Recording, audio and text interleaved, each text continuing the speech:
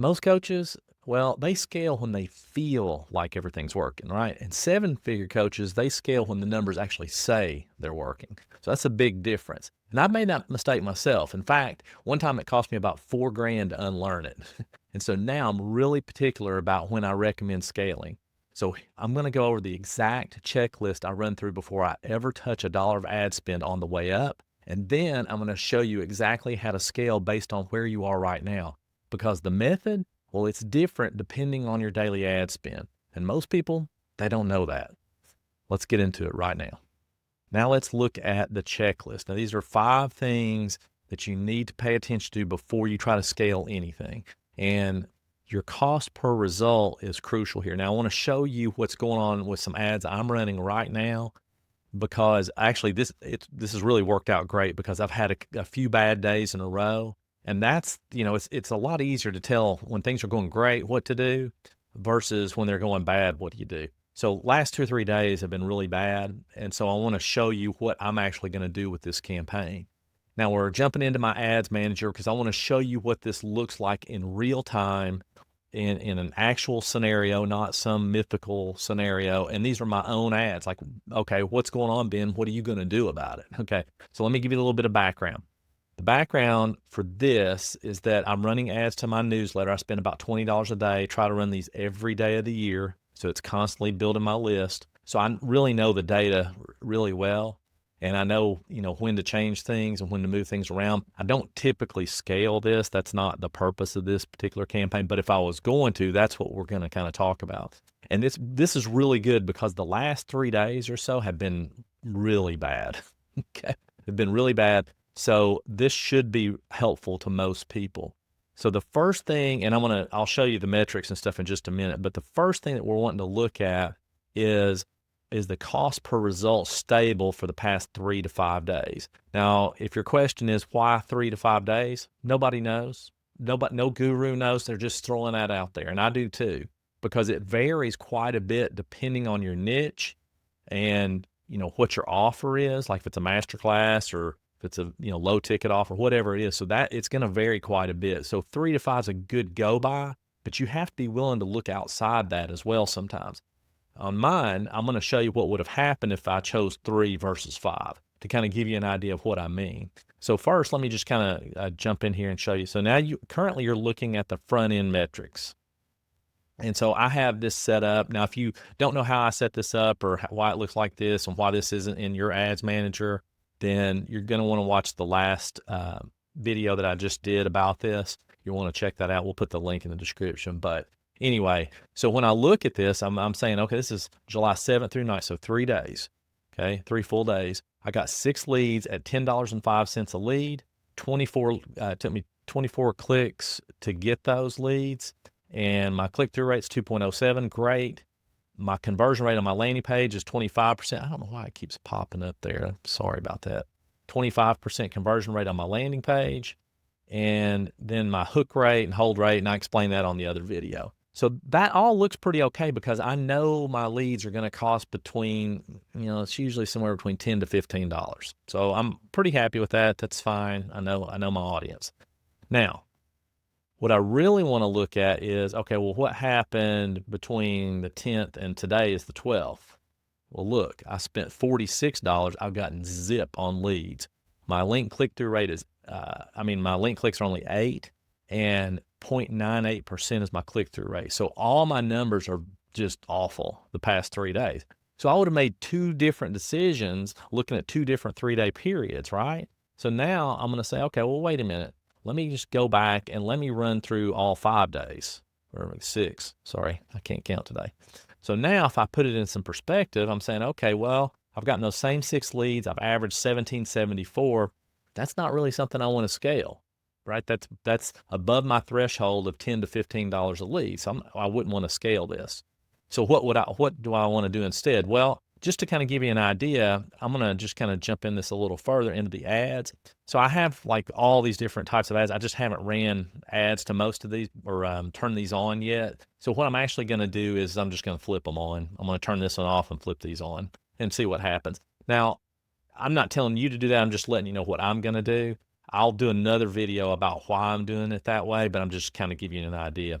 What I really want to show you here, though, is how I'm going to look at this in terms of, let's just say it's working, and I was just looking at these 3 days. Okay. So if I was looking at these 3 days and I'm wanting to say, hey, this is going great. I want to scale this. Well, what other metrics do I need to look at? Well, the first thing I'm going to do is make sure I check out the frequency. So frequency is the average number of times somebody sees your ads on a given day. And you don't want that to be more than about 2.5. That's usually the threshold. Once you get to 2.5, sometimes 3, that's just too many. And it means that you probably don't have enough people in your audience to scale it much past the budget that you've allotted for it, if that makes sense. So you really want your frequency under 2.5, if at all possible. Now, if you your audience niche may be so small that you can't help but have more than a 2.5 frequency. If that's the case, then you're really just going to have to, make your best guess. You're just going to have to do the best that you can with that. The next thing is I want to make sure that I have a winning creative, at least one winning creative. In other words, I know it's hard to show it here because these don't show any metrics, but this is the winning creative. But if I had all these running and, some of these weren't, I don't want to scale those because they weren't winning, right? So I just want to scale the winning one. So you might say, okay, Ben, great. So now I know that, my cost per result is where I want it to be. My frequency is under 2.5. I have one at least winning creative. What else? Well, the other thing is that you need to have a back end signal. So in other words, let's just say you're running ads to your masterclass to book a call to sell your high ticket offer. If that's what you're doing, then you need to make sure that you're closing those, you're closing people off that. Because if you're not, scaling this isn't going to help you.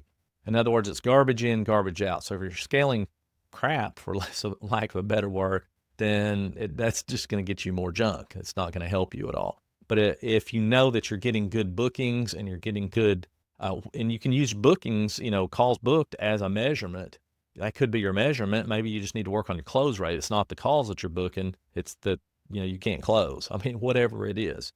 So you want to make sure that you look at your back end number. But let's just say all those are ready. So if they're not ready, then you want to wait. Okay, you want to wait till you fix this first. But if they are ready, then how do you do it? So let's just say, in my case, where I'm running under $100 a day, then what I'm going to do here is I'm going to do double and duplicate, or duplicate and double, either way, right?